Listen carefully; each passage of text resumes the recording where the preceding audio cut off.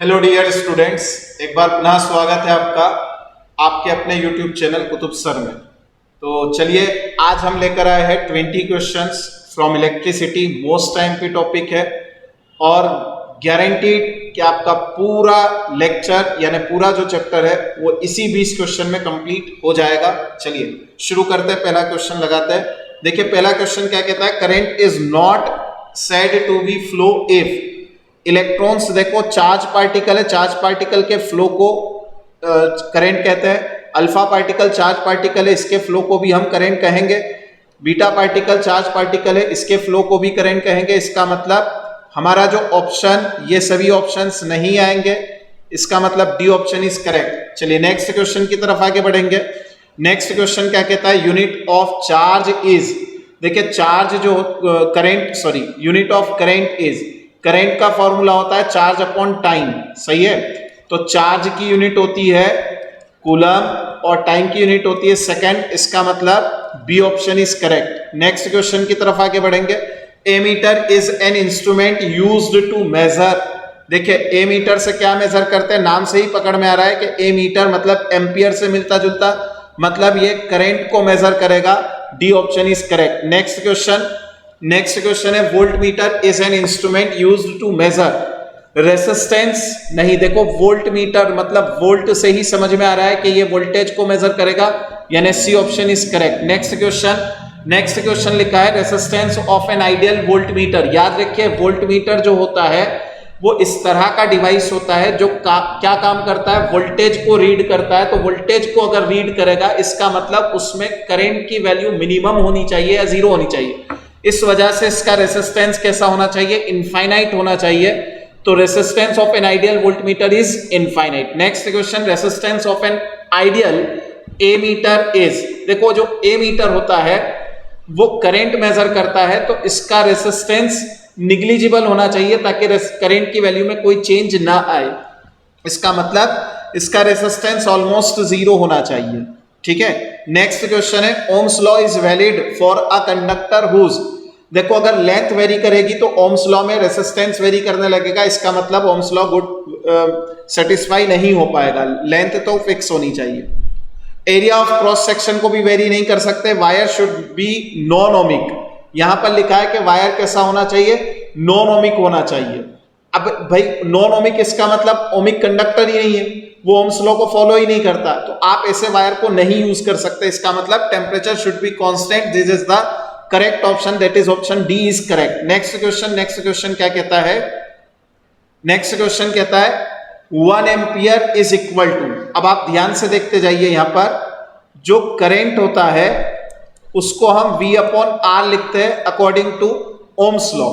अगर मैं V की बात करूं तो इसे हम 1 वोल्ट लिख सकते हैं, रेसिस्टेंस की बात करूं तो 1 ओम लिख सकते हैं, तभी तो ये 1 एम्पियर के इक्वल आएगा। इसका मतलब option B is correct. Next question की तरफ आगे बढ़ेंगे। लिखा है 1 वोल्ट इज इक्वल टू, देखिए फिर से वही बात कि वोल्टेज की अगर बात करें तो करंट और रेसिस्टेंस के प्रोडक्ट के बराबर होता है, यानी 1 volt equal to 1 ampere multiply 1 ohm. लेकिन यहां पर इससे काम नहीं चल रहा है, एक और मैंने आपको फॉर्मूला पढ़ाया था, जिसने नहीं पढ़ा है वो आई बटन पर क्लिक करके इलेक्ट्रिसिटी वाले टॉपिक को देख सकता है ना। ध्यान से देखिए, वोल्ट इज इक्वल टू क्या होता है, वर्क डन टू ब्रिंग पर कूलम चार्ज, 1 कूलम चार्ज, है ना, यही होता है ना।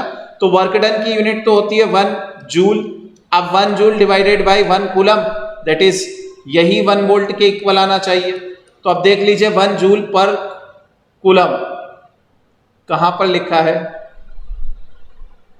इसमें ऑप्शन सी सही है लेकिन यहां पर गलत लिखा हुआ है, गलत प्रिंट हुआ है, माफी चाहता हूं। तो C is the correct option, ठीक है, 1 जूल पर कूलम। नेक्स्ट क्वेश्चन है, if 2 resistors are connected in series, 2 resistance है जो कनेक्ट कर दिए गए हैं सीरीज में, which one is correct statement, voltage and current remain same. देखिए जब सीरीज कनेक्शन बनता है रेसिस्टर का तो करंट सेम रहता है लेकिन अलग अलग वोल्टेज हो जाता है अलग अलग रेसिस्टर पर, इसका मतलब करंट रिमेन सेम होना चाहिए, वोल्टेज डिफरेंट होना चाहिए। सी ऑप्शन को देख लीजिए एक बार, voltage is different but current remains same, that is C option is correct. Next question की तरफ आगे बढ़ेंगे। Question number 11। क्वेश्चन नंबर 11 क्या कहता है? If two resistors are connected in parallel which one is the correct statement. ध्यान से देखिए, जैसे सीरीज में हमने क्या देखा था कि करंट सेम रहता है, इसी तरीके से पैरेलल कनेक्शन में जो वोल्टेज होता है वो सेम रहता है। Voltage remain same but current different होता है, I1 I2। तो इसका मतलब यहां पर option number B is correct. देखिए यहां पर voltage remain same but current is different. Next question की तरफ आगे बढ़ेंगे। नेक्स्ट क्वेश्चन क्या कहता है? Reading of voltmeter in the given figure. अब देखिए यहां पर आपको कुछ कैलकुलेशन करके आंसर लिखना है। सिंपल सा कैलकुलेशन कर लेते हैं। सबसे पहले हम करंट निकाल लेते हैं। तो करंट कितना आएगा? करंट निकालने से भी पहले आपको रेजिस्टेंस निकालना है। चूंकि ये सीरीज कनेक्शन है, इसका मतलब RS is equal to R1 plus R2 आएगा। अब R1 की जगह लिखेंगे 3 प्लस 7 दैट इज 10 ओम आ जाएगा। ये 10 ओम रेजिस्टेंस आ गया। करंट की वैल्यू कैसे निकालेंगे? V अपॉन R से निकालेंगे। तो करंट कितना आएगा? V की जगह पर लिखेंगे हम, V की जगह लिखेंगे 12 डिवाइडेड बाई 10 लिखेंगे, तो मतलब 1.2 एम्पियर। देखो ये 1.2 एम्पियर पूरे सर्किट में, यहां से लगाकर ये पूरे सर्किट में 1.2 एम्पियर करंट फ्लो होने लगेगा। लेकिन ये जो वोल्ट मीटर लगा हुआ है ये तो सिर्फ इन दो एंड के बीच में लगा हुआ है। इसका मतलब यहां पर हम क्या करेंगे? वोल्टेज निकालने के लिए V1 इज इक्वल टू, इसे मान लीजिए R1, तो I और R1 का मल्टीप्लाई कर दीजिए। I की जगह पर लिखेंगे 1.2 मल्टीप्लाई 3 लिखेंगे, 3.6 वोल्ट आंसर आ जाएगा। इसका मतलब ऑप्शन ए इज करेक्ट। चलिए चेक कर लेते हैं, ऑप्शन ए करेक्ट है। नेक्स्ट क्वेश्चन दे रखा है reading of ammeter in the given circuit is. देखिए जो सर्किट दे रखा है, इस सर्किट के अंदर दो रेसिस्टर है, दोनों को हमने कैसा कनेक्ट किया है? पैरेलल कनेक्ट कर दिया है। तो देखिए 12 वोल्ट इसके लिए भी रहेगा और 12 वोल्ट यहां पर भी रहेगा। इसका मतलब मैं डायरेक्ट अगर 12 ओम, ये 2 ओम पर 12 वोल्ट अप्लाई कर देता हूं तो आंसर इजीली आ जाएगा। I1 इज इक्वल टू कितना आ जाएगा? V upon R1। V कितना दे रखा है? 12 वोल्ट, क्योंकि वो तो दोनों के लिए सेम रहेगा, है ना। R1 की जगह पर लिखेंगे 2 दैट इज 6 एम्पियर, यानी ऑप्शन ए इज करेक्ट। चलिए चेक करते हैं। Very good, 6 ampere. Next question है in which circuit volt meter and ammeter are connected wrongly.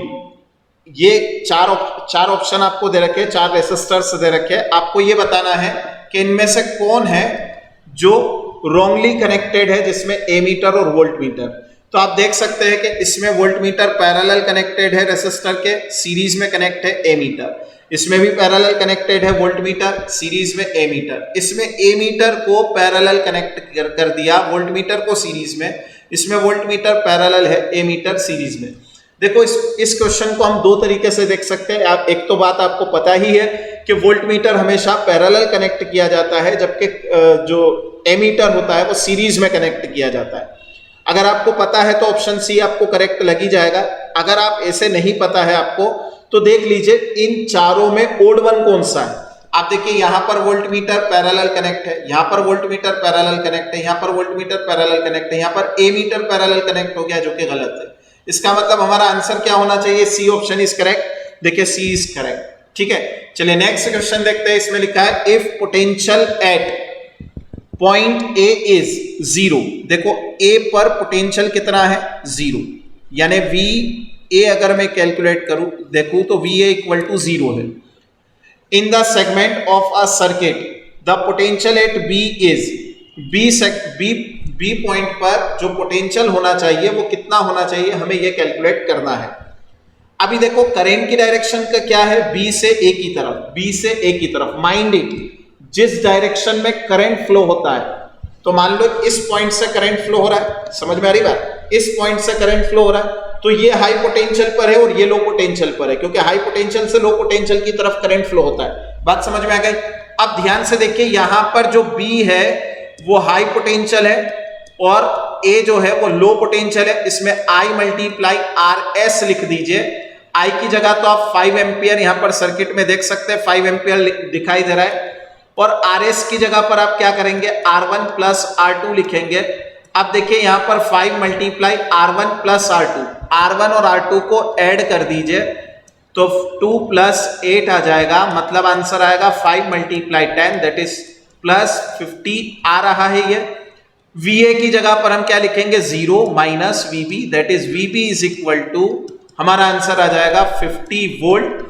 अब देख लीजिए जहां पर भी पॉजिटिव 50 है मतलब ऑप्शन बी इज करेक्ट, ठीक है। चलिए नेक्स्ट क्वेश्चन की तरफ आगे बढ़ते हैं। नेक्स्ट क्वेश्चन क्या कहता है, if voltage across A and B is 20 volt, A और बी दोनों के बीच में जो वोल्टेज है वो 20 वोल्ट है, ठीक है। Current I in the segment of a circuit will be, current I जो नजर आ रहा है इस पूरे सेगमेंट में आपको ये बताना है। इसको सॉल्व करने के दो तरीके हैं। इसको सॉल्व इस तरीके से किया जा सकता है कि पहले आप रेसिस्टेंस निकालिए, तो आरपी इज इक्वल टू कितना आएगा R1 multiply R2 divided by R1 plus R2, है ना, यानी 1 upon RP is equal to 1 upon R1 plus 1 upon R2 को जब हम सॉल्व करेंगे तो यही पाएंगे कि R1 R2 divided by R1 plus R2। यहां से अगर मैं इसे सॉल्व करूंगा तो 10 multiply 5 divided by 10 plus 5 that is 50 divided by आ जाएगा आंसर 15, जो कि आगे चलकर सॉल्व होगा तो 10/3 ओम आएगा। इस 10/3 को अगर मैं 20 वोल्ट में डिवाइड कर देता हूं, क्योंकि करंट निकालना है मुझे, I इज इक्वल टू कितना आ जाएगा 20 डिवाइडेड बाई 10/3, ये 3 ऊपर जाएगा, इसका मतलब देखो I इज इक्वल टू क्या होता है V अपॉन R, मैंने यहां पर ये लगा दिया, ठीक है। तो 10 से कैंसिल होगा तो 2 मल्टीप्लाई 3 आ जाएगा दैट इज 6 एम्पियर, यही आना है करंट। एक तो ये तरीका था, एक और अल्टरनेट मेथड मैं आपको बता रहा हूं, ध्यान से समझ लीजिए इस मेथड को भी, अल्टरनेट मेथड। इस मेथड में हम क्या करेंगे, पहले करंट I1 निकाल लेंगे अलग से, फिर करंट I2 निकालेंगे अलग से और दोनों को ऐड कर देंगे, सिंपल हो जाएगा। 20 डिवाइडेड बाई 10 लिखेंगे तो ये I1 आ जाएगा, क्योंकि V अपॉन R होता है, V दे रखा है 20 डिवाइडेड बाई 10 ओम, है ना, तो इसे लिखेंगे 2 एम्पियर। और इसी तरीके से I2 अगर कैलकुलेट करेंगे तो कितना आएगा 20 divided by 5 that is 4 ampere. इन दोनों को जब आप ऐड कीजिएगा तो देखिए 6 एम्पियर पाइएगा, इसका मतलब ऑप्शन ए इज करेक्ट। चलिए नेक्स्ट क्वेश्चन की तरफ आगे बढ़ते हैं। नेक्स्ट क्वेश्चन क्या कहता है, 2 bulbs A and B of rating, 2 bulbs of A and B of rating 100 watt, 220 volt and 60 watt, 220 volt respectively.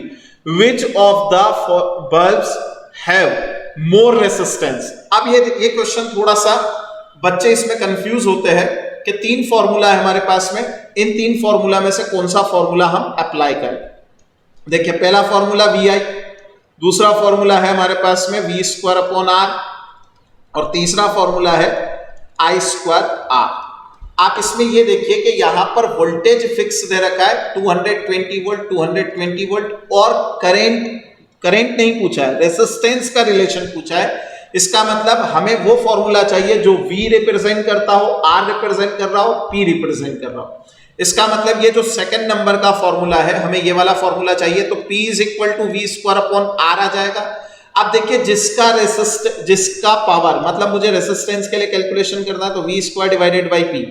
देखो V तो फिक्स है ना, V तो फिक्स है, दोनों में 220 वोल्ट 220 वोल्ट, पावर कितना दे रखा है 100 वोल्ट 60 वोल्ट। तो जिसका पावर कम होगा, रेसिप्रोकल है ना, जिसका पावर कम होगा उसके लिए रेसिस्टेंस ज्यादा होगा। तो पावर किसके लिए कम है, बल्ब बी के लिए। इसका मतलब option B is correct, bulb B का पावर कम है, इसका मतलब उसका रेसिस्टेंस ज्यादा होगा। बात समझ में आई, तो bulb B have more resistance. Next question, if a wire of resistance 16 ohm is stretched to 4 times of its length, then resistance of the new wire will be। देखो ये इसको मैंने एक शॉर्ट बनाकर आपको एक्सप्लेन किया था कि इसके लिए कौन सा फॉर्मूला लगता है, R dash is equal to N square R लगता है। वैसे डायरेक्ट फॉर्मूला, इसमें N क्या है, इसमें N दे रखा है कि मतलब उसकी कितने टाइम्स उसको स्ट्रेच किया गया है, ठीक है, कितना लेंथ इसकी स्ट्रेच कर दी है। देखो क्वेश्चन क्या कह रहा है कि एक वायर है, इस वायर की लेंथ जो भी रही होगी बाद में उसे 4 टाइम्स कर दिया, तो 4 times is equal to N। यहां पर N कितना दे रखा है 4 टाइम्स, तो R dash is equal to कितना आ जाएगा 16R। अब R पहले से दे रखा है 16 ओम, यानी 16 मल्टीप्लाई 16 कीजिएगा आप तो डायरेक्ट आंसर क्या पाइएगा 256 ओम। इसका मतलब option D is correct. Next question की तरफ आगे बढ़ेंगे। नेक्स्ट क्वेश्चन कहता है if a wire of resistance 4 ohm is stretched to 10% of its length. देखो यहां टाइम्स नहीं दे रखा है, 10% दे रखा है। 10% को पहले टाइम्स में कन्वर्ट करने के लिए आपको फाइनल लेंथ निकालनी पड़ेगी। Let original length be L. ये ओरिजिनल लेंथ दे रखी है, मान लीजिए ऐसा कर लेते हैं, ठीक है, ये ओरिजिनल लेंथ। अब एल डैश कितना दे रखा है एल प्लस 10% ऑफ एल, सही है। इसका मतलब यहां पर एल प्लस 0.1 एल आएगा, यानी 1.1 एल आएगा, ये एल डैश आ गया। अब देखिए यहां पर n कितना आया 1.1। फॉर्मूला क्या देखा था हमने, r dash is equal to n square r। यहां पर हम लिखेंगे r dash is equal to 1.1 मतलब 1.21 मल्टीप्लाई r की जगह पर हम लिखेंगे 4। जब आप इसको सॉल्व कीजिएगा तो 4.84 ओम पाइएगा। इसका मतलब ऑप्शन ए इज करेक्ट, ठीक है। चलिए इसके आगे देखते हैं। नेक्स्ट क्वेश्चन है a room heater is rating 1000 watt. 1000 watt को अगर आप चाहे तो P is equal to 1 kW भी लिख सकते हैं, किलोवाट भी लिख सकते हैं। आगे लिखा है 220 volt is operated for 3 hours, यानी टाइम कितना दे रखा है 3 घंटे 3 आवर्स, ठीक है। आगे लिखा है डेली, है ना।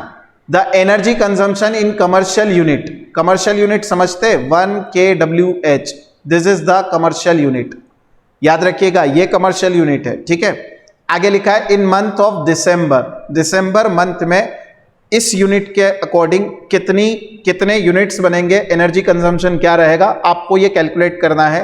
तो एनर्जी का फॉर्मूला अगर मैं पर डे निकालूं तो P मल्टीप्लाई T आ रहा है, जो कि कितना आ रहा है 3 यूनिट्स, ठीक है ना। 3 और 1 का मल्टीप्लाई कर दिया, 3 यूनिट्स पर डे आ रहा है।